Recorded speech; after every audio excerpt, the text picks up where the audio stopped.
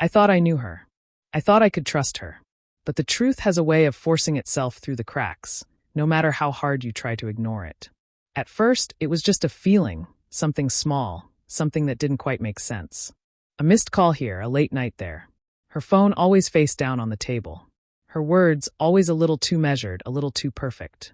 I wanted to brush it off, tell myself I was overthinking, that it was nothing. But something in me refused to let it go. I found the message by accident. Her phone was charging on the kitchen counter when the screen lit up with a name I didn't recognize. I should have walked away, should have let it be. But I didn't. My hand moved before my mind could stop it, and suddenly, I was staring at the words that would shatter everything. Can't wait to see you tonight. I miss you so much. The message hit me like a punch to the gut.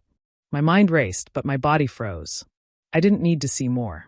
I didn't need to scroll through endless messages or dig for further proof. I already knew what it meant. I already knew the truth. This wasn't a mistake, a misunderstanding. This wasn't a one-time lapse in judgment. It was an affair, an ongoing betrayal, a deception woven into the fabric of our life together. She had lied to me straight to my face, over and over again. Every I love you had been hollow.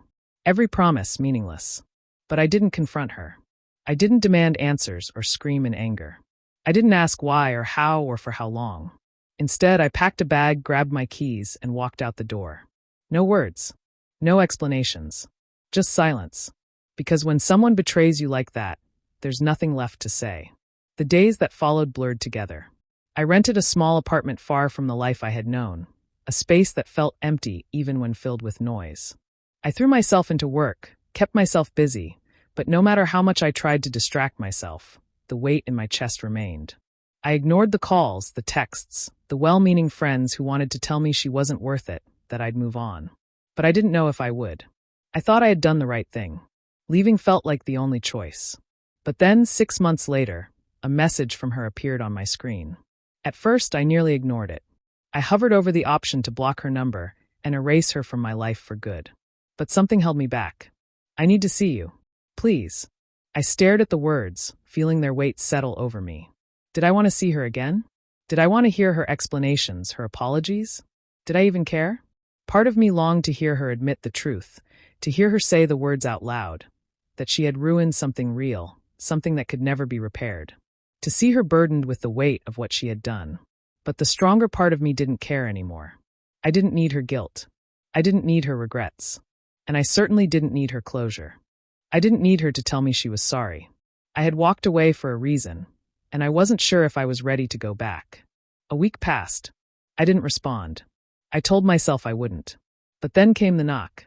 It was late, maybe 8 in the evening. I wasn't expecting anyone. For a moment, I just stood there, staring at the door, debating whether I should even answer. But something pulled me forward, and when I opened it, there she was. She looked different. Her eyes were swollen, dark circles beneath them like bruises from too many sleepless nights. Her face was pale, her shoulders slumped under the weight of whatever she had come to say. "Please," she whispered. "Can we talk?" I didn't move. I didn't know if I should.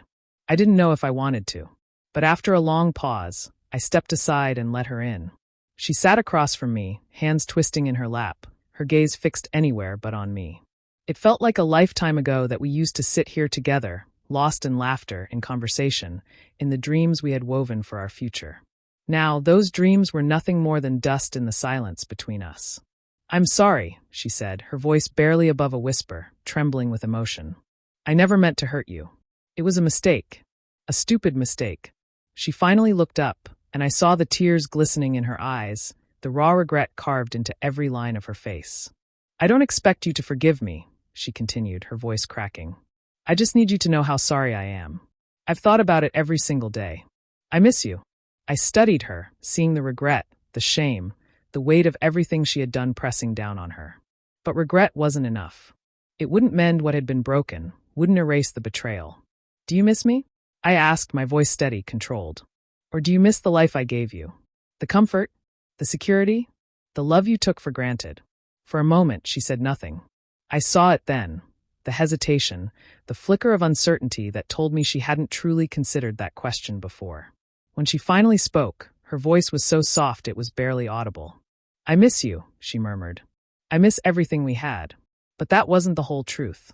She didn't just miss me. She missed who she was when she was with me. The version of herself that had it easy, the version where love was unconditional, where her actions had no real consequences. She didn't miss me. She missed the comfort, the warmth of a love she had so carelessly thrown away. And that was something I could never give her again. I stood, feeling the finality of the moment settle deep in my chest. The weight of months of silence, of pain, of healing, all pressing into this one decision. It's too late, I said quietly. You don't get to come back just because you're sorry now. You had your chance and you blew it. She didn't argue. Didn't try to convince me otherwise. She simply nodded, a single tear slipping down her cheek before she stood. Without another word, she walked to the door, head bowed, the weight of my words trailing after her. I closed the door behind her, leaning against it for a long moment, letting the silence settle over me. It was over. Truly, finally over.